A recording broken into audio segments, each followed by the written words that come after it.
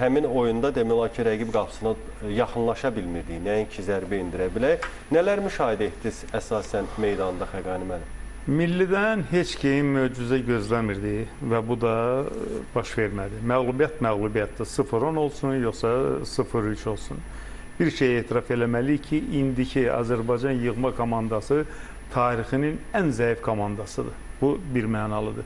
Əlbəttə, statistikaya nəzər salsaq, statistika göstərəcək ki, 0-3 bu bəxtin gətirməsidir. Mən nəyi nəzərdə tuturam?